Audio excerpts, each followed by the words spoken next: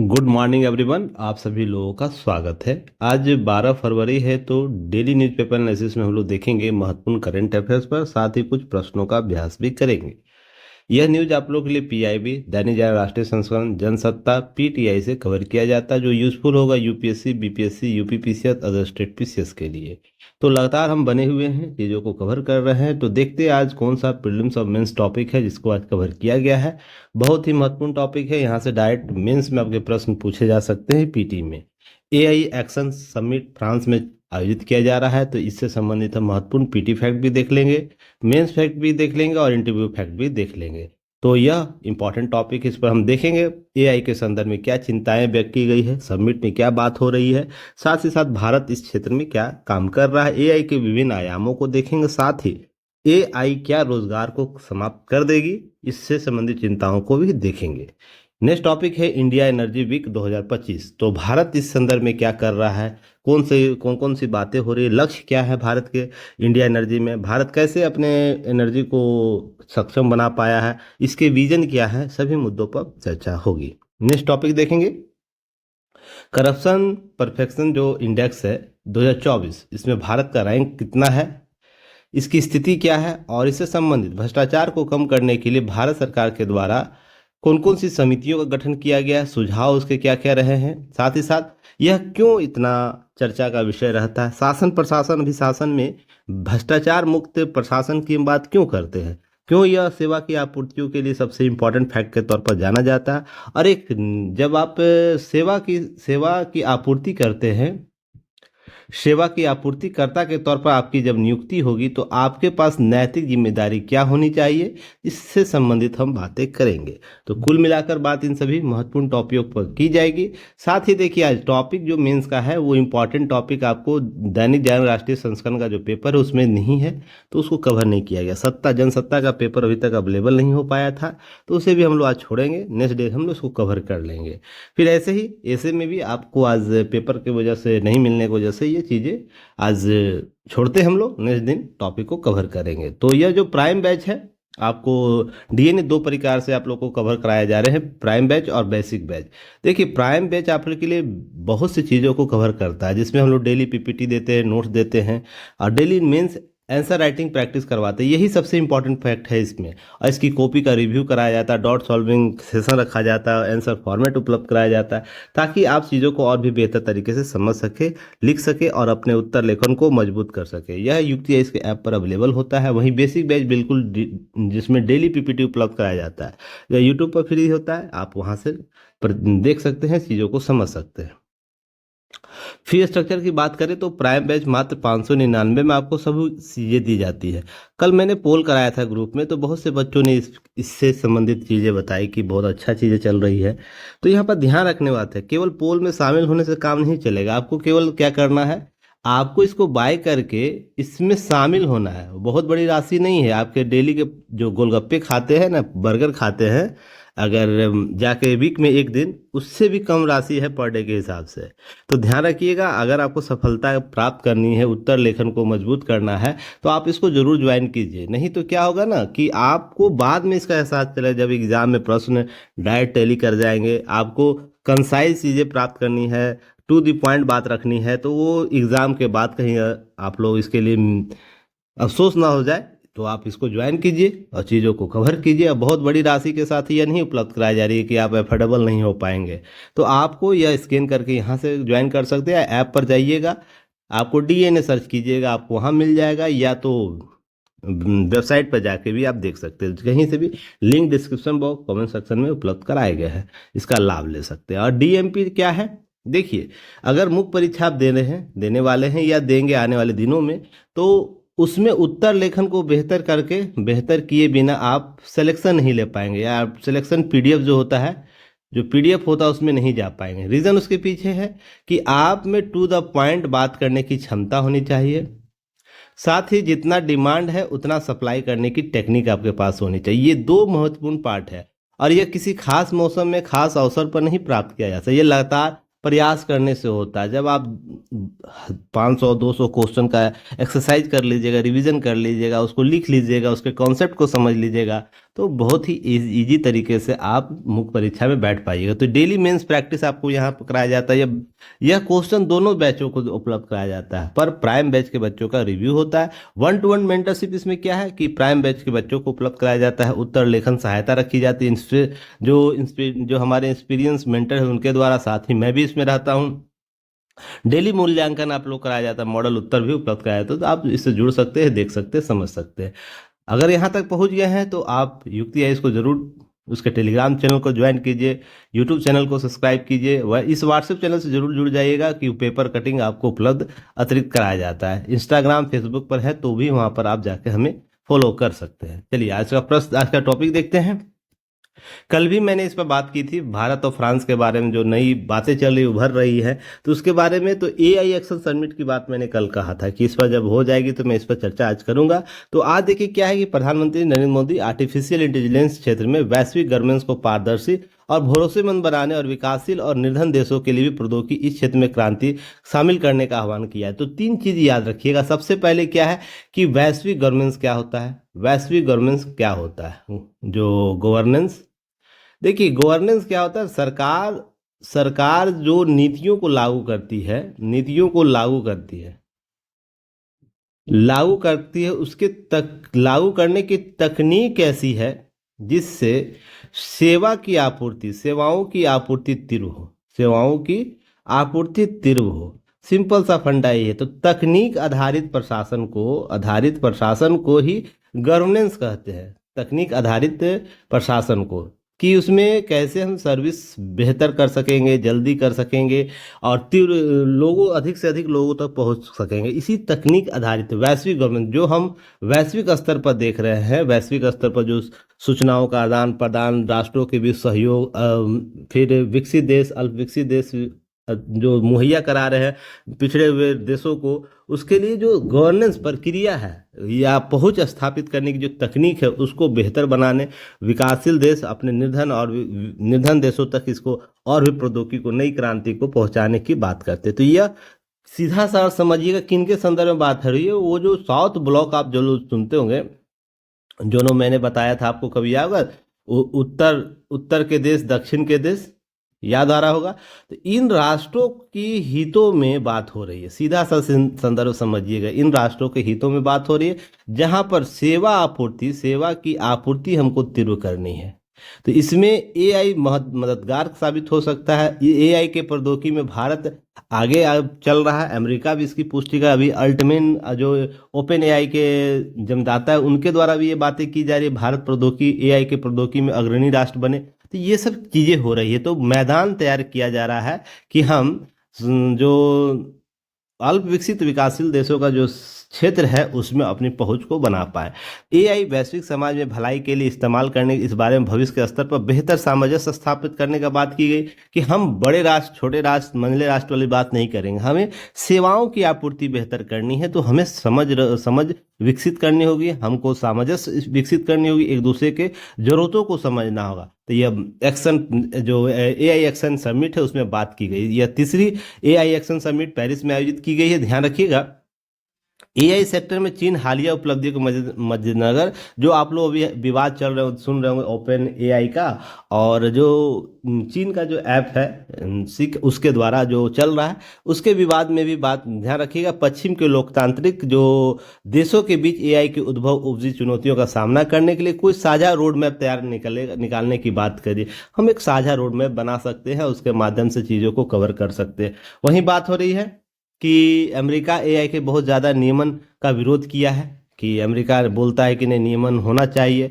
American और यूरोपीय देशों के बीच एआई नियमन को लेकर काफ़ी विभेद है। अमेरिका ने एआई को बहुत ज़्यादा नियमन का विरोध किया कि हम ज़्यादा विरोध नहीं कर सकते, ज़्यादा एआई में नियमन नहीं लगा सकते, क्योंकि अमेरिका इसका प्रौद्योगिकी अग्रदूत के तौर पर काम कर रहा है। तो क्या कर रहा है कि हम नॉर्मल बेंच बना सकते हैं कि हाँ, इससे हम एआई के प्रौद्योगिकियों को भी चला सके और उसके सक्षम जो चुनौतियां आएगी उसको भी निकाल सके, उसको भी हम बाहर कर सके। ऐसा हार्ड एंड फास्ट रूल नहीं बना देना है कि सभी सक्षम पार्टियां हैं उसको प्रभावित हो जाए। तो इस तरीके से एआई अब हमारी राजनीति, हमारे समाज और हमारी इकोनॉमी, हमारी सुरक्षा को प्रभावित करने लगा है। देखिए यहाँ से आपको एक प्रश्न बनाया जा सकता है, याद रखिएगा मेंस में, कि एआई अब हमारी राजनीति, हमारे समाज हमारी इकोनॉमी और हमारी सुरक्षा को प्रभावित करने लगा है। इस कथन से संबंधित विभिन्न चुनौतियों का अर्थात विभिन्न जो चुनौतियां हैं तुलनात्मक रूप से उसका अध्ययन करिए। ये डायरेक्ट क्वेश्चन यहाँ से बनाया जा सकता है, तो इस प्रकार के एआई के संदर्भ में क्वेश्चन को तैयार रखिएगा। 20 सदी में मानवता कोड को एआई में लिख रहा है, लेकिन विश्व इतिहास से पहले प्रौद्योगिकी उपलब्धियों अलग है। बहुत अप्रत्याशित स्तर पर ये सब बातें हो रही हैं। ग्लोबल साउथ देश, विकासशील और गरीब देशों तक एआई पूरी पहुंच बनाने के लिए उन्होंने जोरदार वकालत की। अभी मैं क्या बोला कि यही देश की बात हो रही है जो आपको उत्तर के जो राष्ट्र हैं और दक्षिण के राष्ट्र हैं ना, तो इसमें ग्लोबल साउथ की जो बात हो रही है ना, इस पर पहुंच बनाने, यहाँ पर हम पहले से G20 शिखर सम्मेलन में हम इसकी पुरजोर वकालत कर रखे हैं। फिर अफ्रीकन कंट्री को हम G20 में सम्मेलन करा रखे ताकि हम शामिल करा रखें। तो हम इन सभी मुद्दों को, कुछ भी बात होगा भारत ना, विश्व में जो बात, इन क्षेत्रों में जो बात होगी उसको यहाँ लाने का प्रयास करेगा भारत, और यहाँ पर अपनी मजबूत स्थिति स्थापित करने की बात करती है। यह भू राजनीति को भी पूरा कर रहा है। यह एआई जो समिट बनाया गया है, एआई एक्शन समिट, वहाँ पर भारत के द्वारा। तो आपको ये सब चीज़ें याद रखनी है, क्यों ऐसा जरूरत किया जा रहा है। अब वेंस सख्त नियमन के पक्ष में नहीं है, ध्यान रखिएगा। चीन समेत 60 देश संयुक्त बयान जारी किया, लेकिन इनमें अमेरिका शामिल नहीं है। सम्मेलन में अमेरिकन राष्ट्रपति जेडी वेंस के साफ कर दिया कि अमेरिका यूरोपीय देश की तरफ से एआई सख्त नियमन का समर्थन नहीं करता। उन्होंने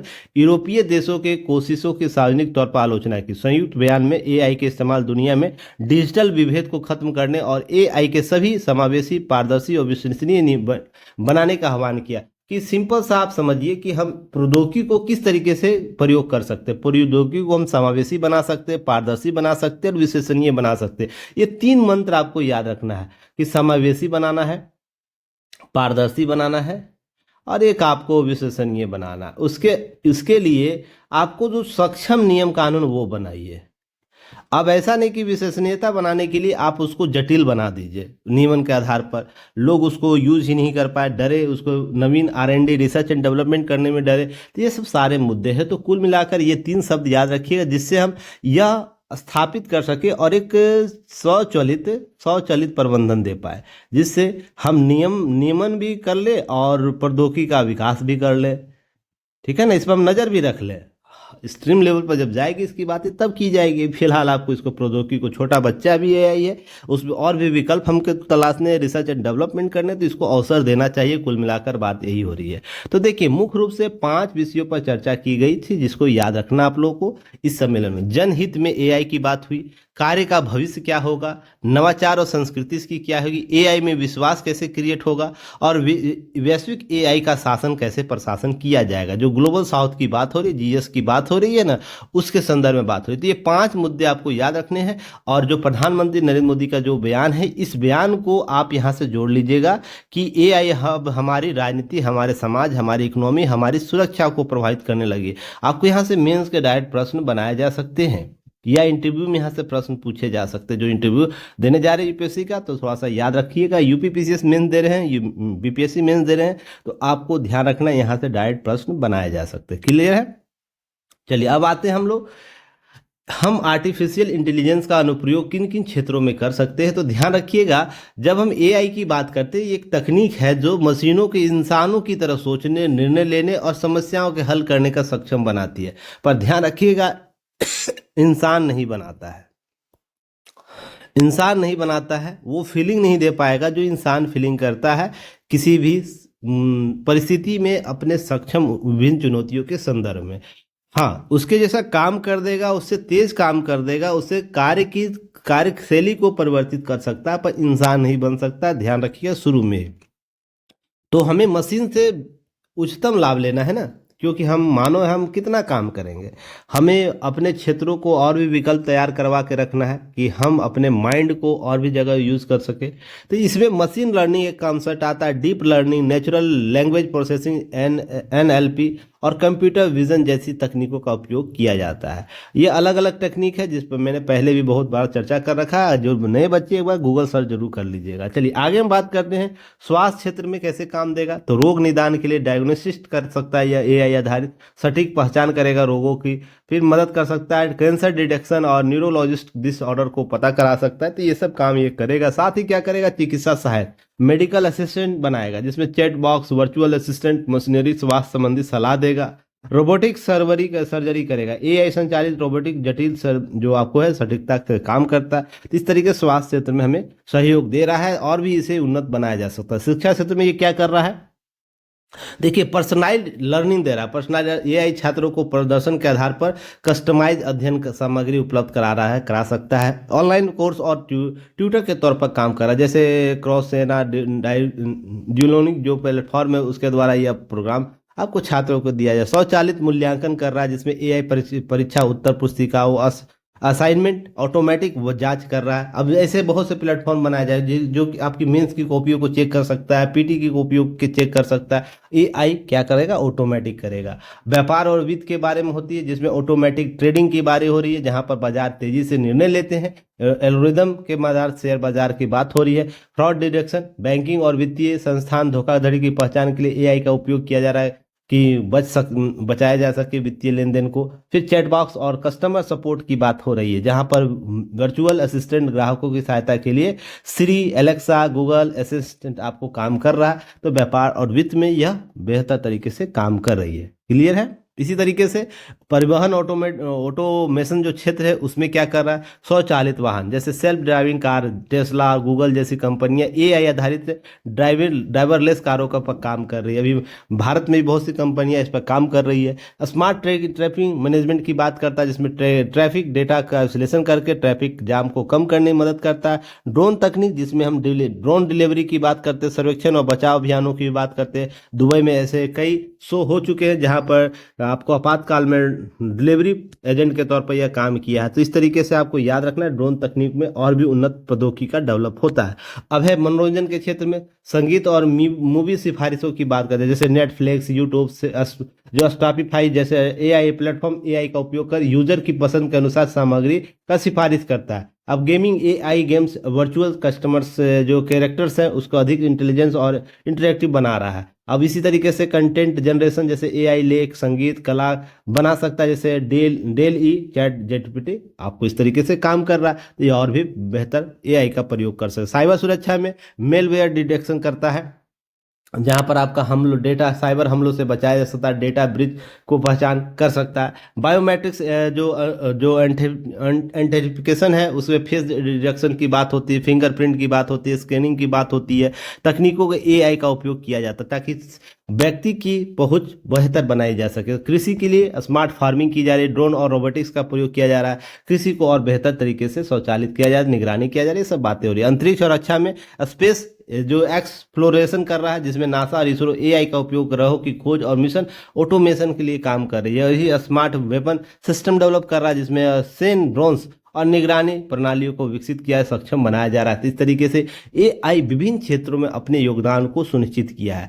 तो इसी तरीके से भारत में एआई क्या है, तो इंटेलिजेंस जो आर्टिफिशियल इंटेलिजेंस है, और भारत इस संदर्भ में क्या है, तो ध्यान रखिएगा भारत में एआई विकास की पहल बहुत ही महत्वपूर्ण है, जिसमें सरकारी नीतियों की पहल कौन कौन सी है। नेशनल जो आर्टिफिशियल इंटेलिजेंस मिशन, जिसे नेशनल एआई मिशन कहते हैं, आपको ध्यान रखिए 2018 में शुरू किया है, जिसमें एआई अनुसंधान, नवाचार और कौशल विकास को बढ़ावा देने पर केंद्रित किया गया। वहीं राष्ट्रीय डेटा और आर्टिफिशियल इंटेलिजेंस पोर्टल की बात की जाती है, जहां पर भारत सरकार एआई पोर्टल के लॉन्च किया। डेटा शेयरिंग एआई अनुसंधान को बढ़ावा दे रहा है। तो इस तरीके से देखते हैं कि आपको दो महत्वपूर्ण आपको चलाए गए हैं, राष्ट्रीय डेटा आर्टिफिशियल इंटेलिजेंस पोर्टल और एक नेशनल एआई मिशन। ये बहुत ही महत्वपूर्ण है। देखिए इतना डाटा मैं आप लोग को देता हूं ना कि इसको अगर आप लोग याद कर लेते, इसको लिख देते अपने कॉपियों में ना, तो आपका उत्तर सबसे टॉप लिस्ट वाले कॉपियों में होगी, आप रैंकर बनोगे। यहाँ पर ध्यान रखना है कि जो डाटा दिया जाता है उसको याद रखना है, उसके की पॉइंट को याद रखना है, उसके शॉर्ट फॉर्मों को याद रखना है। बहुत ज़्यादा व्याख्या नहीं करना है, क्योंकि शॉर्ट क्वेश्चन आपके पास रहते हैं,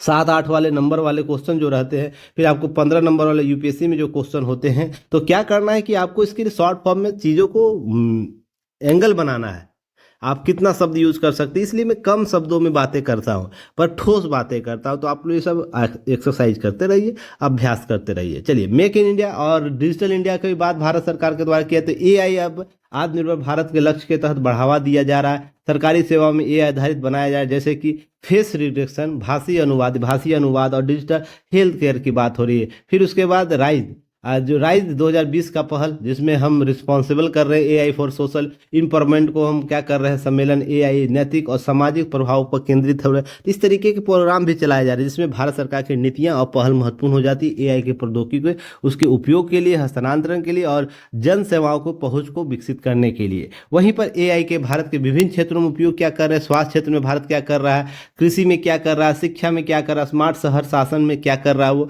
तो ध्यान रखिएगा, इसमें बहुत सी चीज़ें वो भारत सरकार कर रहा है। स्वास्थ्य में हम बात करें तो टेली मेडिसिन, रोग निदान जैसे आपको कार्य किए जा रहे हैं। भारतीय स्टार्टअप जैसे निरामनी ब्रेस्ट कैंसर, आपको ब्रेस्ट कैंसर जो डिटेक्शन है, और उसके बाद मेडिकल इमरजेंसी क्यूरी AI.ai जैसे एआई उपयोग कर रहा है। एआई संचालित Ayushman Bharat digital health mission का काम कर रही है। वही कृषि क्षेत्र में मौसम पूर्वानुमान, फसल प्रबंधन की बात करता है। माइक्रोसॉफ्ट और जो ICRISAT है मिलकर एआई आधारित कृषि समाधान बना रही है। किसान एआई चैटबॉक्स शुरू किया गया, किसानों की खेती और बाजारों से जुड़ी जानकारी देता है। शिक्षा क्षेत्र में ध्यान रखिए लर्निंग प्लेटफॉर्म जैसे बैजू, जो हालांकि बंद हो गया बैजू, ध्यान रखिए अनअकैडमी और वेदांतु जैसे कंपनियां हैं जो क्या इस क्षेत्र में काम कर रही है। अभी बहुत से PW है, बहुत सी कंपनियां जो शिक्षा क्षेत्र में एआई प्रौद्योगिकी को बढ़ावा दे रही है। वही स्वचालित परीक्षा प्रणाली, स्मार्ट स्टाफ, जो स्मार्ट क्लासरूम है उसको विकसित किया है। भारतीय भाषाओं में एआई आधारित शिक्षण सामग्री, गूगल बोलो ऐप जैसे है क्या भारतीय भाषाओं में एआई आधारित शिक्षण सामग्री उपलब्ध करा रही है। वहीं पर स्मार्ट शहर और शासन की बात करें तो आधारित ट्रैफिक मैनेजमेंट सबसे समस्या। अभी हाल ही में देखे होंगे यूपी में 300 किलोमीटर का जाम लग गया महाकुंभ के दौरान। तो यह कैसे ट्रैफिक मैनेजमेंट हो सकता है, तो एआई बेहतर प्रबंधन करके ही हो सकता है। स्मार्ट सर्विलांस सिस्टम डेवलप कर सकता है। डिजिटल इंडिया के तहत फेस रिडक्शन और डिजिटल डॉक्यूमेंट्स वेरिफिकेशन किया जा सकता है। न्यायपालिका में एआई आधारित केस ट्रैकिंग सिस्टम, आपको याद होगा सुपेस जो एआई कॉन्सेप्ट अपनाया गया था। तो ये सब पर चर्चा मैं पहले भी कर रखा। तो यहाँ पर ध्यान रखना इस तरीके से एआई का प्रयोग विभिन्न क्षेत्रों में हो रहे। वित्त बैंकिंग में भारत क्या कर रहा है, तो एआई आधारित फ्रॉड डिटेक्शन, साइबर सिक्योरिटी काम कर रहा है। जैसे चैट बॉक्स और वर्चुअल असिस्टेंट जैसे HDFC का EVA, SBI का योनो, इस प्रकार का जो ऐप है वो क्या कर रहा है, वही कार्य कर रहा है। वित्त और बैंकिंग की सुविधा को बढ़ाना, वही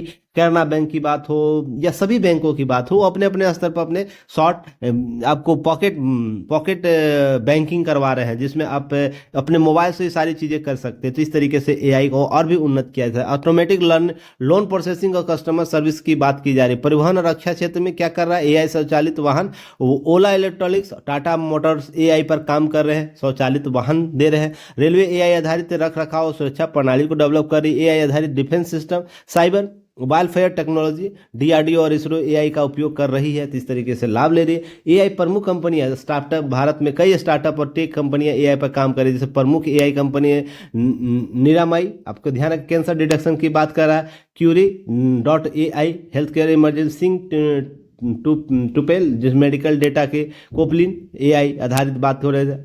Arya.ai जो फाइनेंस और हेल्थ केयर में काम कर रही है। इस तरीके से बहुत सी कंपनियां जो एआई में काम कर रहे। टाटा, HDFC, ऐसे हजारों कंपनियां हैं जो एआई को बढ़ावा देने के लिए काम कर रही है। कुल मिलाकर बात हो तो भारत के सामने एआई की चुनौती क्या है, सबसे इंपॉर्टेंट चुनौती डेटा और गोपनीयता की। अभी आपको याद रखना होगा, अभी मैंने कल स्टेटस में किसी पिता के बारे में कुछ, क्योंकि मेरे एक दोस्त के फादर का डेथ हो गया है, तो उसी को लेकर मैं थोड़ा चिंता का विषय में था, तो स्टेटस में लगाया था, याद है, कल आप लोग देखे होंगे।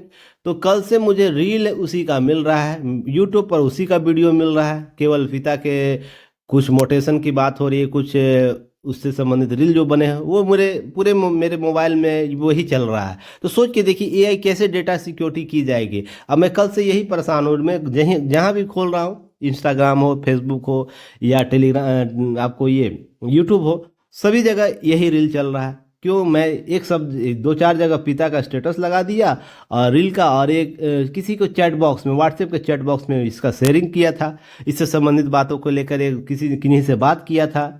तो सोच के देखिए कि आपका एआई डेटा सिक्योरिटी कितना प्राइवेसी की बात हो रही है, जो कितना चुनौती की बात है। मैं कुछ बोल रहा हूँ, कुछ लिख रहा हूँ, किसी से बात कर रहा हूँ, वो चीज़ें मेरे सिस्टम में चल रही है, मेरे लैपटॉप पर चल रहा है, मेरे मोबाइल पर चल रहा है, क्योंकि सभी गूगल जीमेल से जुड़ा हुआ चीज़ें हैं। तो ध्यान रखिएगा, एआई में सबसे बड़ा मुद्दा सिक्योरिटी का है। और यह जब तक समाधान नहीं होगा चिंता का विषय बना रहेगा। इसी तरह कुशल जनशक्ति की, स्किल वर्कफोर्स की चर्चा हो रही है, जिसमें प्रशिक्षित पेशेवरों की कमी हो रही है। लेकिन जो आपको आईटीज है, एआई कोर्स शुरू कर रहे हैं, बहुत से कंपनी संस्थान है शुरू कर रहे हैं, पर इसका लाभ दूरगामी है। 2 4 5 साल के बाद इसका चीज़ों को सॉल्व किया जा सकता है। बुनियादी ढांचा और निवेश की बात हो रही है, जो उन्नत कंप्यूटर इंफ्रास्ट्रक्चर में निवेश की जरूरत की बात हो रही है, यहाँ पर हम कर सकते हैं। हमारे पास उतने रुपये की आवश्यकता है इसको और भी। भारत में एआई का भविष्य क्या है? तो भारत एआई आधारित नवाचार को बढ़ावा देने के लिए निवेश कर रही है। स्टार्टअप इकोसिस्टम में तेजी बढ़ रहा है और एआई में निवेश बढ़ रहा है। भारतीय भाषाओं के एआई समाधान विकसित किए जा रहे हैं, जिसमें एआई अधिक सुलभ होगा। यहाँ पर ध्यान रखना, भारत आगे अग्रणी राष्ट्र के तौर पर जाना जा रहा है, क्योंकि अमेरिका भी इसके साथ मिलकर काम करना चाहता है, फ्रांस भी मिलकर काम करना चाहता है। अभी अल्टमेन ने इसके बारे में बात किया, भारत में एआई का भविष्य अच्छा है, क्योंकि यहाँ पर ऐसे वर्कर्स हैं जो इस कार्य में कर सकता है। हमारा आईटी सेक्टर इतना मजबूत है कि हम दूसरे देशों को सॉफ्टवेयर दे रहे हैं, तो हम इसमें बेहतर प्रबंधन कर सकते हैं। तो ये सब चीज़ें ध्यान रखिएगा। आपको इतनी चुनौतियों से लेकर इतनी बातें करनी होगी। एआई के बारे में चर्चा जब होगा तो एक प्रश्न का अभ्यास कर लीजिएगा आप लोग।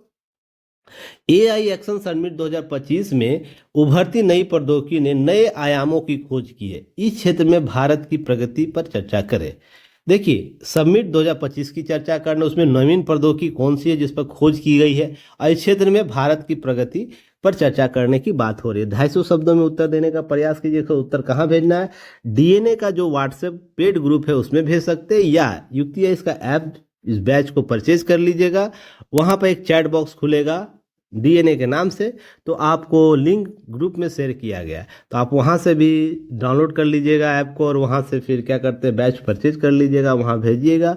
कम से कम चीज़ों को डेली एनालिसिस कराने के लिए सब हेल्प करने की आवश्यकता आप लोगों को। चलिए, कल मीटिंग हुई थी, इसके बारे में बहुत से बच्चों ने शामिल लिया था। तो मेंस आंसर राइटिंग के साथ साथ बहुत सी चीज़ें कराई जाए। जैसे मैंने पीटी में आप लोग के लिए समाधान सीरीज लेकर आया था ना, पीटी समाधान, उसी तरीके से अब मेन समाधान बात हो रही है, जहां पर हम टारगेटेड आपको गूगल मीट पर टॉपिक को कवर कराएंगे, और वही टॉपिक कवर कराऊंगा जो एग्जाम में आता है। जैसे पीटी में कराया था, आपके 10 दिन के प्रोग्राम में आपको सफलता के लिए लकीरें खींची गई थी, है ना। बहुत से बच्चों को इसको लाभ मिला था, तो वो बच्चे विश्वास कर रहे हैं। तो इसी में मैं आपको आज प्रोग्राम इसका लॉन्च हो जाएगा। आपको सोमवार से इसको हम लोग कंटिन्यू करेंगे, क्योंकि 3 दिन व्यस्तता ज़्यादा रहती है आप लोगों की, हम लोगों की क्लासेस टेस्ट सभी चीज़ होती है। तो सोमवार से इसका बैच लॉन्च हो जाएगा। जिन बच्चों को परचेज करना है तो 499 पेड कर दीजिएगा। व्हाट्सएप का एक ग्रुप आपको पोस्टर भेजा गया था, है ना, बारकोड भेजा गया था, उस बारकोड को पेमेंट कर दे, स्कैन करके आपको स्क्रीनशॉट मोबाइल नंबर के इस व्हाट्सएप नंबर पर शेयर कर दीजिएगा, ताकि हम वहाँ से वॉच कर सके आप लोगों को। क्लियर है? ग्रुप में ऐड कर सके। कुछ नहीं किया जाएगा। 3 महत्वपूर्ण चीज़ें जो आप लोगों की कमी रहती है उसको पूरा किया जाएगा। इंपॉर्टेंट टॉपिक को कवर किया जाएगा गूगल मीट पर, कोई यूट्यूब पर नहीं, गूगल मीट पर लाइव बात करके आपकी चीज़ों को, समस्याओं को समाधान किया जाएगा, पढ़ाया जाएगा, चीज़ें उतनी बताई जाएगी जिससे आपका सिलेक्शन हो सके। हमको आपको विद्वान बनाना नहीं और आपको विद्वान बनना नहीं, हमको बस इतना काम है, हमारे इतनी जरूरत आपके लिए है कि आपको सिलेक्शन दिलाना है। बस पीवाईक्यू डिस्कशन कराया जाएगा। जितने पीवाईक्यू आपको टॉपिक से संबंधित है सारे टॉपिक पर डिस्कशन कराया जाएगा। ये अगर पार्ट कर लेते ना, तो आप डर नहीं रहेगा आपके अंदर कि हमने बहुत से क्वेश्चनों को रिवाइज नहीं कराया। फिर डेली होमवर्क प्लान आप लोग को दिया जाएगा कि एक काम करना है, शाम को उसका रिपोर्टिंग लिया जाएगा, उसका माइक्रो नोट्स आप लोग से मांगा जाएगा। आपने जो नोट्स बनाया, कुछ भी नोट्स बनाया होगा उस पर बनाया जाएगा, मांगा जाएगा। हमें लगेगा कुछ ऐड ऑन कराना है तो हम ऐड ऑन करवा देंगे उसमें, और नहीं तो आपका माइक्रो नोट्स बहुत अच्छा होगा तो उसको क्या करना, कैरी ऑन करने बोलेंगे, इसी को जारी रखिए। और कुछ अतिरिक्त आपको इसमें लगेगा पॉइंट अतिरिक्त और भी जोड़ना है तो हम उसको अलग से जोड़वाएंगे। तो ये होमवर्क प्लान आपके लिए बहुत ही काम के, क्योंकि वो आप काम करिएगा ना, उसके लिए डेली पढ़िएगा। तो ये जो बाध्यता आप लोगों के लिए बनाई गई है ना, कि ये सिलेक्शन का एक मानक है, सिलेक्शन का आधार है, तो इसको जल्दी जल्दी आप चीज़ों को कवर करेंगे। चलिए, जो लोग इच्छुक होंगे तो दिए गए नंबर पर व्हाट्सएप से आपको पेमेंट कर देना है, ताकि आप उसको जल्दी से ग्रुप में जुड़ जाइए। समय नहीं है, समय बर्बाद मत कीजिए, ठीक है। समय बहुत मूल्यवान होता है। इसी के साथ आपको सामर्थ मेंटरशिप प्रोग्राम भी चल रहा है, प्रवाह भी चल रहा है। जिन बच्चों को चाहिए केवल टेस्ट सीरीज देना है तो आप टेस्ट सीरीज दे सकते हैं प्रवाह के बैच में जुड़कर, और जिसको सामर्थ मेंटरशिप क्लिप्स नोट्स के साथ साथ डेली आंसर राइटिंग प्रोग्राम और केवल मेंटरशिप प्रोग्राम में जब हम गूगल मीट लेते हैं उसमें शामिल होना, तो यह बैच परचेज कर सकते हैं और हमें सपोर्ट कर सकते हैं। क्लासेज आप लोग को इस वीक का प्रोग्राम आप लोग को दिया हुआ है, साथ ही साथ आपका यह जो टेस्ट शेड्यूल है टेस्टों का, इसमें भी लाभ ले सकते हैं। ऐसे के लिए टेंशन नहीं लेना है, ऐसे की जो चीज़ें हैं आप लोग की इनफ दी गई है, ठीक है ना। और लास्ट में हम अलग से करवाएंगे, आप लोग ऐसे की क्लासेज अलग से करवाएंगे, तो आप इसके लिए चिंता नहीं होइएगा, सभी चीज़ें सॉर्ट आउट कराई जाएंगी। चलिए दूसरे टॉपिक पर आते हैं, इंडिया एनर्जी वीक 2025। ध्यान रखिएगा, सबसे पहले ये समझिए कि ऊर्जा सेक्टर में बड़े बदलाव के मुहाने पर खड़ा। इस सेक्टर में जो प्रौद्योगिकी बदलाव हो रहे हैं, भारत विश्व में एक अहम केंद्र का तौर पर स्थापित हो रहे हैं। इंडिया एनर्जी वीक 2025 के उद्घाटन के अवसर पर प्रधानमंत्री नरेंद्र मोदी जी के द्वारा कहा गया।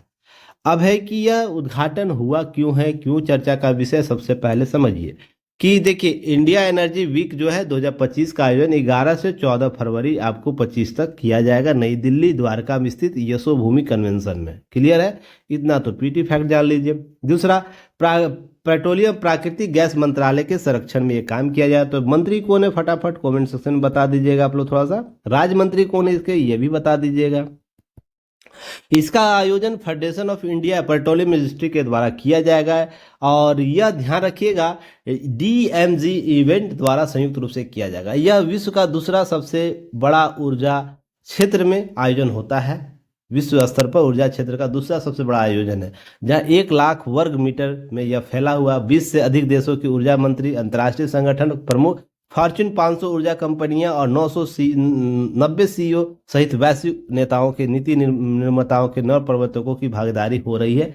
यह दिल्ली के द्वारका में। ध्यान रखिए इतना बड़ा इवेंट है, तो इस पर प्रश्न तो बनते हैं ना, इस पर नज़र भी बनाई रखनी चाहिए। आपको मेंस में नहीं पूछेगा तो इंटरव्यू में पूछ देगा, तो इसको कोई ध्यान रखना है। इसमें बातें क्या हुई, ध्यान रखिएगा कि भारत शुरुआती ओपन लाइसेंसिंग जो एकज पॉलिसी के तहत आज शुरू की जा रही है। भारत में तेल और गैस खोज में सबसे बड़े अभियान की बात हो रही है।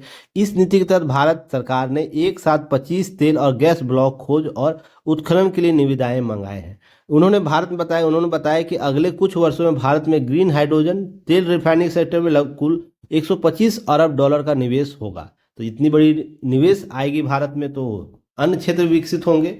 इसका जो अम्ब्रेला योजना वो भी काम करना शुरू कर देगा। इंडिया एनर्जी सम्मेलन के विगत 3 वर्षों में दुनिया ऊर्जा सेक्टर में दूसरा सबसे बड़ा सम्मेलन बन गया है।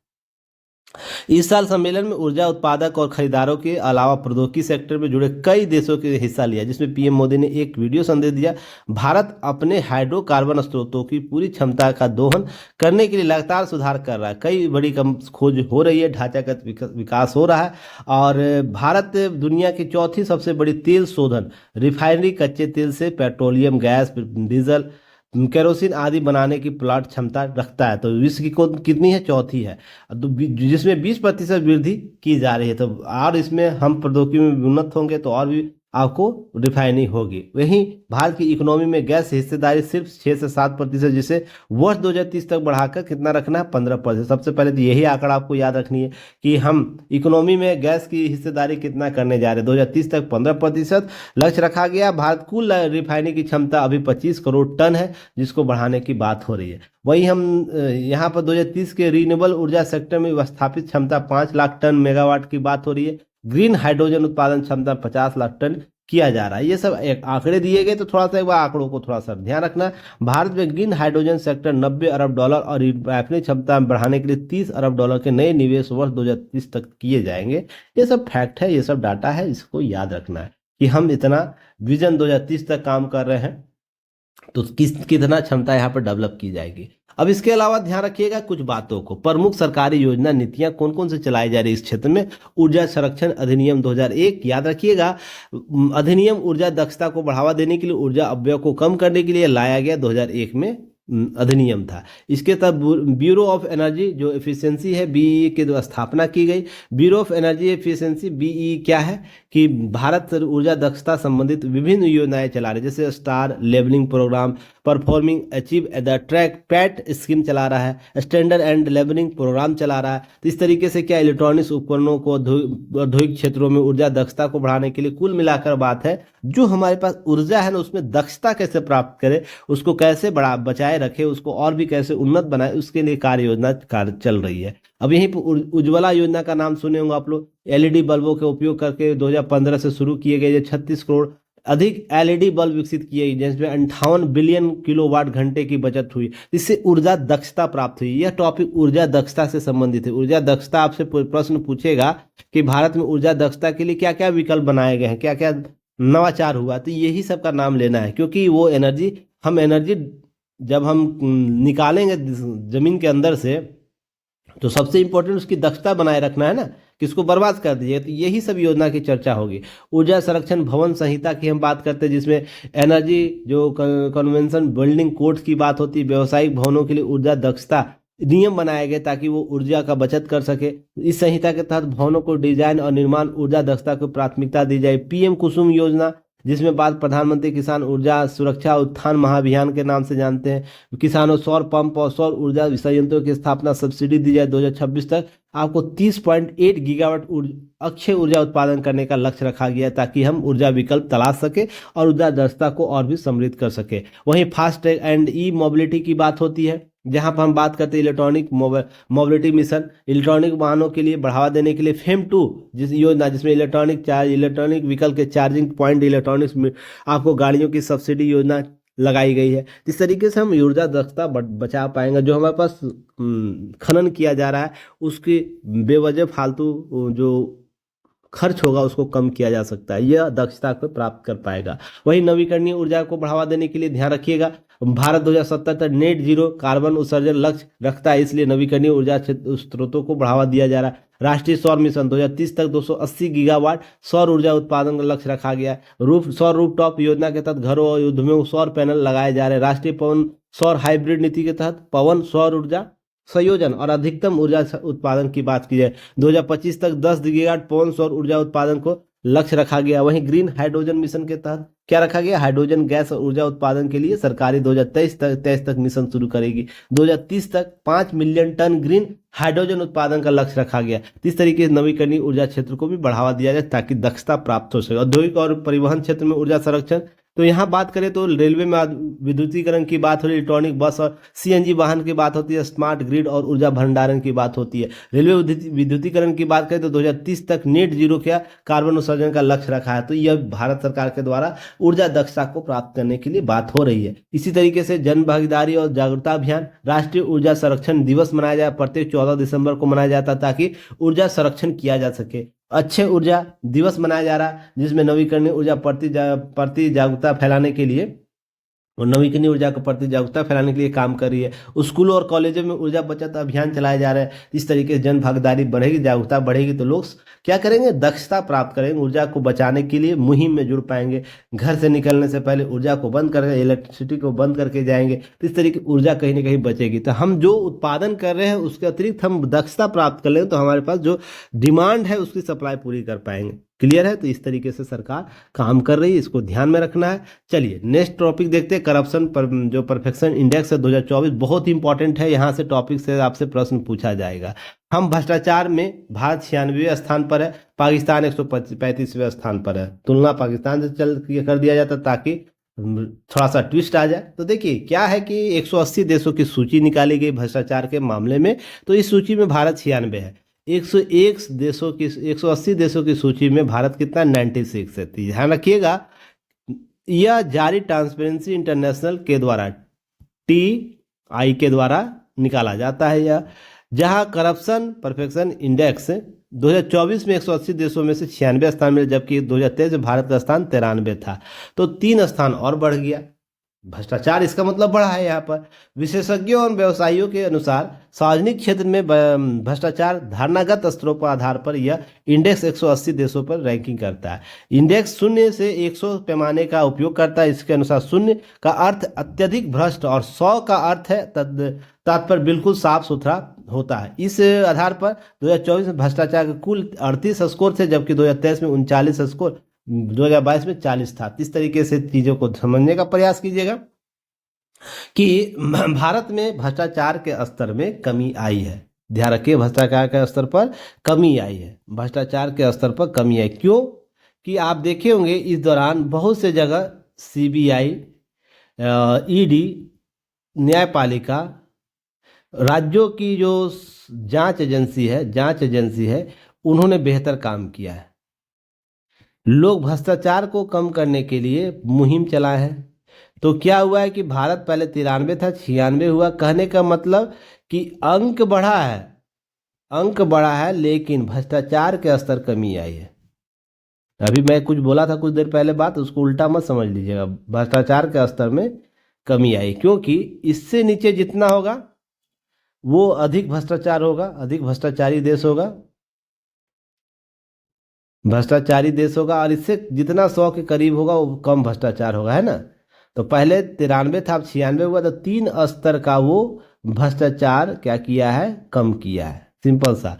पर आपको ध्यान रखना, रैंक में बढ़ोतरी हुई, रैंक 96 है, 93 से 93, 3 अंकों की बढ़ोतरी है, तो इसको याद रखना है, क्लियर है। अब हम पड़ोसियों की बात करें तो भारत रैंक 2023 में 93 था। पड़ोसी भारत के पड़ोसी देशों पाकिस्तान 135, श्रीलंका 121 अपनी अपनी निम्न रैंकिंग में जूझ रहे हैं, जबकि बांग्लादेश में रैंकिंग आपको और नीचे 149 से 49 पर आ गया है। तो अधिक भ्रष्टाचार व चीन 76 हमसे बेहतर स्थिति में है, यानी सॉरी हमसे भी कम स्थिति में है चीन, क्योंकि 76 में है, तो हम 96 पर है। तो इस तरीके से डेनमार्क सबसे कम भ्रष्टाचार होने की सूची में सबसे ऊपर है, उसके बाद फिनलैंड है, सिंगापुर है। तो ये सब भी डाटा फैक्ट याद रखना है। पहले कौन है आपको, सबसे पहले आपको है डेनमार्क, उसके बाद फिनलैंड, इसके बाद सिंगापुर। करप्शन इंडेक्स 2024 में भ्रष्टाचार दुनिया हर हिस्से में है, खतरनाक समस्या है, लेकिन कई देशों में बेहतरी के लिए इसके बदलाव किए जा रहे हैं। भ्रष्टाचार जलवायु कार्रवाई के लिए एक बड़ा खतरा माना जाता है। वहीं उत्सर्जन कम करने वाले ग्लोबल वार्मिंग अप्रिय प्रभाव के कारण ये सब बात हो रही है। कुल मिलाकर बात यही हो रही कि भ्रष्टाचार में, भारत में भ्रष्टाचार को कम करने के लिए, प्रशासनिक पारदर्शिता बढ़ाने के लिए विभिन्न समितियों का गठन किया, जिसमें नीतिगत सुधारों की बात की, भ्रष्टाचार विरोधी कानूनों की बात हुई, जवाबदेही सुनिश्चित करने वाले महत्वपूर्ण सिफारिशों की बात हुई। तो प्रमुख समितियां और उनकी सिफारिशें क्या है। सबसे पहले संथालन समिति, याद रखिए 1962 में भारत की पहली भ्रष्टाचार विरोधी समिति मानी जाती है। केंद्रीय सतर्कता आयोग इसकी स्थापना करवाता है। यह सिफारिश के बाद सरकारी आपको अधिकारियों के भ्रष्टाचार से निपटने के लिए सतर्कता विभागों का गठन की सलाह दिया था, तो इसके बाद यह गठन होता है और यह सीबीसी वर्तमान में काम कर रही है भ्रष्टाचार को कम करने के लिए प्रशासनिक स्तर पर। शाह आयोग 1977 याद रखिएगा, इसके इमरजेंसी के दौरान सत्ता में दुरुपयोग की जांच के लिए गठित की गई थी। भ्रष्टाचार में नियंत्रित करने के लिए लोकतांत्रिक संस्थाओं को मजबूत करने की सिफारिश इसने किया था। वीसी शुल्क समिति जो 1993 में गठित की गई थी। जैन हवाला कांड आपको जो हुआ था जैन शेयर बाजार में, आपको ध्यान रखिएगा, उसके राजनीतिक भ्रष्टाचार को रोकने के लिए बड़े चुनावी सुधारों की सिफारिश की थी। वहीं नरेश चंद्र समिति 2002 कॉर्पोरेट गवर्नेंस और प्रशासनिक सुधारों के लिए बनाई गई समिति थी, जिसे सीबीआई सीबीसी से अधिक स्वतंत्रता देने की सिफारिश की थी। तो सीबीआई को अधिक स्वतंत्रता दो, सीबीसी को अधिक स्वतंत्रता दो, ताकि वो प्रशासनिक भ्रष्टाचार या इस प्रकार के राजनीतिक भ्रष्टाचार को कम कर सके। वही द्वारकादास सेठ समिति जो 2006 में गठित की गई थी, बैंकों और वित्तीय संस्थानों भ्रष्टाचार की जांच के लिए गठित की गई थी और सरकारी योजनाओं पारदर्शिता बढ़ाने के लिए आईटी आधारित निगरानी प्रणाली को सिफारिश की थी। इस तरीके से भ्रष्टाचार प्रबंधन की बात हुई थी। सेकेंड एडमिनिस्ट्रेटिव रिफॉर्म कमीशन, याद रखिएगा 2005 से लेकर 9, यह क्या किया था, ई गवर्नेंस की बात की थी, बढ़ावा देने की, ताकि हम इस प्रकार के चीजें जैसे डीबीटी योजना, याद है डायरेक्ट बेनिफिट ट्रांसफर, अभी वर्तमान में चल रहा वॉलेट योजना, अर्थात हम यूपीआई योजना करा रहे हैं, काम कर रहे हैं, जिसमें लोगों के हाथों में बैंकिंग है, कहीं बैंक जाना नहीं, सुविधा हो जाएगी, लोग अपने आंखों से देख पाएंगे हम पैसा कहाँ ट्रांसफर कर रहे हैं, कितना कर रहे हैं। तो इस प्रकार के प्रौद्योगिकी को डेवलप की, ई गवर्नेंस दिया जा रहा है, हर चीज़ आपको आपके मोबाइल में उपलब्ध कराया जा रहा है। आपको याद होगा बहुत से ऐसी योजनाएं हैं जो आपको ऑफिस जाने की जरूरत नहीं होगी, तो भ्रष्टाचार, पैसे लेन देन नहीं हो, सब ऑटोमेटिक होगा। तो इस तरीके से क्या ई गवर्नेंस को बढ़ावा दिया है। लोकपाल लोकायुक्त को स्थापना की अनुशंसा इसने की थी, सेकेंड एडमिनिस्ट्रेटिव रिफॉर्म कमीशन, उसके बाद स्थापना होता है। बाद में आरटीआई सूचना का अधिकार मजबूत बनाने की इसने सिफारिश की थी। हालांकि इसमें बहुत सी कमियां अभी भी हैं, फिर भी इसने सिफारिश की थी हम आरटीआई के माध्यम से यह सक्षम प्रशासन बना सकेंगे, जवाबदेह प्रशासन बना सकेंगे, ताकि लोग अपने सवालों का हल प्रशासन से मांग पाएंगे। क्यों मेरा काम नहीं हो पा रहा, क्यों इतनी डिले हो रही, क्यों यह प्रोजेक्ट लटका हुआ, क्यों इस पर अधिकारियों के द्वारा काम नहीं किया जाता, इस सवालों का जवाब आरटीआई के माध्यम से किया जा सकता है। लोढ़ा समिति 2015, याद रखिएगा बीसीसीआई भारतीय क्रिकेट बोर्ड में पारदर्शिता लाने के लिए गठित की गई थी। ये खेल संगठनों के भ्रष्टाचार और हितों के टकराव को रोकने के लिए भी उपाय सुझाए गए थे। तो लोढ़ा समिति खेल में आपको यह भ्रष्टाचार रोकने के लिए बातें की थी 2015 में। अब भारतीय भ्रष्टाचार विरोधी संस्थाओं उनके कार्य की बात करें तो केंद्रीय सतर्कता आयोग 1964, इसके बाद क्या हो, संबंधित मामलों भ्रष्टाचार से संबंधित मामलों निगरानी और जांच के लिए करता है। केंद्रीय एजेंसियों और सरकारी विभागों के भ्रष्टाचार के मामलों में कार्रवाई करता है यह। केंद्रीय अन्वेषण ब्यूरो सीबीआई 1941, याद रखिए दिल्ली संशोधन अधिनियम के तहत ये बनाया गया था। तो भ्रष्टाचार, धोखाधड़ी, उच्च स्तरीय घोटालों की जांच करता है, प्रीमियम इन्वेस्टिगेशन एजेंसी के तौर पर काम करता है और वैश्विक स्तर पर भी सहयोग की आपको इंटरपोल के साथ सहयोग करता है, भारत का रिप्रेजेंट करता है। तो इस तरीके से ध्यान रखिएगा, केंद्रीय जो सीबीआई है, अन्वेषण ब्यूरो है, वो भी काम करता है। लोकपाल लोकायुक्त 2013 सक्रिय आपको 2019 से होता है। आपको ध्यान रखना है, इसमें प्रधानमंत्री, मंत्रियों, सांसदों सहित सभी सरकारी अधिकारियों के खिलाफ भ्रष्टाचार की शिकायतें सुनता है। लोकायुक्त राज्य स्तर पर भ्रष्टाचार विरोधी कार्रवाई को करता है, उससे संबंधित काम करता है। सूचना का अधिकार आरटीआई 2005 सरकारी कार्यों में पारदर्शिता लाने के लिए लागू किया गया और नागरिकों को किसी भी सरकारी विभाग में जानकारी मांगने का अधिकार देता है। तो सक्षम प्रशासन की बात करता है। वही भ्रष्टाचार रोकने के लिए डिजिटल पहल क्या क्या की गई है। ई गवर्नेंस डिजिटलीकरण किया गया है, जहां सरकारी सेवा को ऑनलाइन प्लेटफॉर्म लाने की बात करें। जेम का नाम सुने होंगे आप लोग, government of E market plus, जिसमें खरीदारी पारदर्शिता लाने की बात करें। लाखों करोड़ रुपए की खरीदारी हो रही है, सरकारी एजेंसियों के द्वारा खरीदारी की जा रही है, तो एक पारदर्शिता आई है। वहीं आधार लिंक्ड सिस्टम लाया गया, जिसमें सब्सिडी सरकारी योजनाओं के आधार पर जोड़ने के बिचौलियों की भूमिका घटी है, कम कर दी गई। डीबीटी डायरेक्ट बेनिफिट ट्रांसफर का नाम सुने होंगे, भ्रष्टाचार काफी कम किया। इस तरीके से हमने आधार लिंक किया, बैंकों को जोड़ दिया गया, पेन को जोड़ दिया गया, पेन कार्ड को जोड़ दिया गया। इस तरीके से हम भ्रष्टाचार को, ऑनलाइन शिकायत पोर्टल्स डेवलप किए गए, जिसमें हम क्या कर रहे हैं, CPGRMS अर्थात सेंट्रलाइज पब्लिश ग्रीवेंस रीडर्स और मॉनिटरिंग सिस्टम, जिसमें सरकारी अधिकारियों के खिलाफ ऑनलाइन शिकायत दर्ज की। किसी प्रकार का सरकारी अधिकारी आपको काम नहीं कर रहा है, इस पोर्टल पर जाकर अपना क्या कीजिए, शिकायत दर्ज कीजिए। लोग जानते ही नहीं है क्या क्या सुविधाएं दी जा रही है। इतना बेहतर पोर्टल है कि सरकार इस पर डायरेक्ट केंद्र से एक्शन लेगी। तो इस तरीके से ध्यान रखिएगा। अब है विजिल ब्लोअर प्रोटेक्शन एक्ट 2014, जो भ्रष्टाचार सूचना के देने वाले की सुरक्षा प्रदान करता है। आरटीआई के माध्यम से सूचना प्राप्त करते हैं, उसे विजिल ब्लोअर प्रोटेक्शन एक्ट बनाया गया, तो ताकि लोगों को सुरक्षा दिया जा सके। जो सरकार की मदद कर रहा है, भ्रष्टाचार रोकने में जो मदद कर रहा है, उसको बचाया जा सके। इतना काम बेहतर कर रही है सरकार, आप इसका सक्षम लाभ ले सकते हैं। हालांकि बहुत सी कमियां फिर भी है, फिर भी हम क्या करेंगे, बेहतर प्रशासन, बेहतर शासन, बेहतर अभिशासन की बात करेंगे ना, हम उसको बनाने में अपना सहयोग दे सकते हैं, अपने आइडिया दे सकते हैं। कितने लोगों को पता है माई गवर्नमेंट के बारे में, बताइएगा। इतना बेहतर ऐप है, सरकार से सक्षम व्यक्ति तक, सक्षम व्यक्ति पहुंच सकता है। आप एक अकाउंट बनाइए, यहाँ पर अकाउंट बनाइए और सरकार से, नरेंद्र मोदी बात करे, प्रधानमंत्री बात करे, किसी ऑर्गेनाइजेशन पर वहाँ पर पोल होता है, जाके बात रखिए अपनी, हाँ फलना जगह मुझे सुझाव देनी है इसमें, तो अच्छी सुझाव होगी, अच्छी इनोवेटिव आइडिया होगा, सरकार उसको सुनती है। बहुत से ऐसे पोर्टल पर, माई गवर्नमेंट ऐप पर जाकर सरकार ने क्या किया है कि सुझावों को माना है, उसको लागू करवाया है, उसकी बातों को, उसके बिंदुओं को। तो यहाँ पर ध्यान रखिए, जब तक आप अपनी समझ, अपने विकास, अपने पढ़ाई लिखाई से आगे नहीं बढ़िएगा, अपने जिम्मेदारियों से आगे नहीं बढ़िएगा, केवल घर और दुनिया के चक्कर में रहिएगा, आप बेहतर सेवा आपूर्ति प्राप्त करने के हकदार कैसे बनिएगा। सबसे इंपॉर्टेंट, केवल सरकार सेवा आपूर्ति करने का एक अभिकर्ता नहीं है, उसे प्राप्त करने वाले व्यक्तियों को में भी समझ होनी चाहिए, हमको सेवा कौन सी चाहिए। जब आपको ही नहीं पता होगा सेवा कौन सी चाहिए, किस स्तर की चाहिए, तो सरकार कैसे प्रतिबद्ध होगी। सरकार तो सरकार ही होती है, किसी भी देश की सरकार हो। यहाँ पर समझिएगा, फिनलैंड क्यों आगे रहता है, फिनलैंड क्यों रहता है, वहाँ की जनता इसकी डिमांड करती है, तो वहाँ के शासन प्रशासन उसके लिए पूर्ति करती है।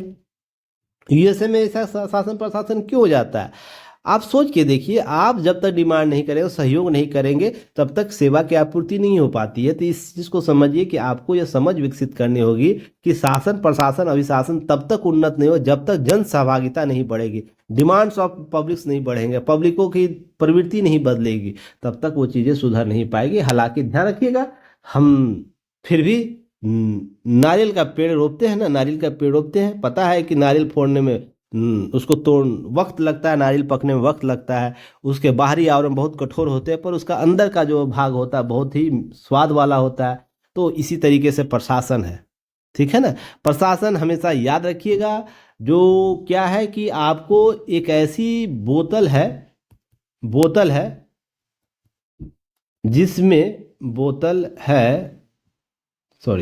जिसमें शराब बार बार भरी जाती है, शराब बार बार भरी जाती है, पर बोतल वही रहेगा।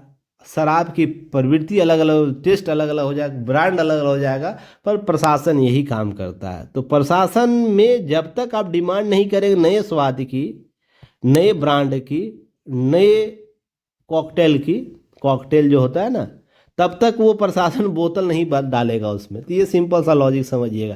तो ये डिमांड्स कौन करेगा? ये डिमांड्स हम और आप करेंगे, हम और आप करेंगे मिलकर, कि हमको स्वाद अलग चाहिए, हमको ब्रांड अलग चाहिए, हमको कंटेंट अलग चाहिए। क्लियर है? इन सब चीज़ों को ध्यान रखना है। तो इस प्रकार आप सब चीज़ों को समझ गए। उम्मीद करता हूँ आप सारी चीज़ों को बेहतर तरीके से समझे होंगे। मेंस का टॉपिक नहीं है, इससे और टोले का टॉपिक नहीं है। तो हम फिर से मिलेंगे नए टॉपिक के साथ। तब तक के लिए धन्यवाद। जय हिंद। चीज़ों को समझने के लिए, सुनने के लिए, हमें वक्त देने के लिए। अगर टॉपिक अच्छा लग रहा होगा, चीज़ें समझ में आ रही है, बहुत रिच हम चीज़ें उपलब्ध करा पा रहे हैं, तो 2 शब्द कमेंट सेक्शन में जरूर रखिएगा। अपने दोस्तों तक शेयर कीजिए। जितना से अधिक लोगों तक ये पहुंचाइएगा, उतना ही बेहतर हम काम कर पाएंगे। क्योंकि देखिए, ध्यान रखिएगा, संस्थान आपसे टिका हुआ है, संस्थान आपसे चलता है।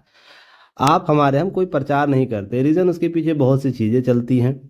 आपका सिलेक्शन होगा, आप 10 लोगों को भेजिएगा, तो आपकी रिस्पॉन्सिबिलिटी होती है यूक्ति को किस तरीके से इमर्ज करवाना, किस तरीके से ब्रांड बनाना है। आपको लगता है कि पूरे इकोसिस्टम में बेहतर चीज़ें मैं दे पा रहा हूँ, टू दी पॉइंट बात कर रहा हूँ, टू दी पॉइंट में फैक्ट को रख पा रहा हूँ, आपकी उत्तर लेखन शैली को बेहतर करवा पा रहा हूँ, तो आप मुझे ज़रूर सपोर्ट करेंगे। उम्मीद करता हूँ इसी के साथ चीज़ों को समाप्त करते, फिर कल मिलते। तब तक के लिए धन्यवाद। जय हिंद।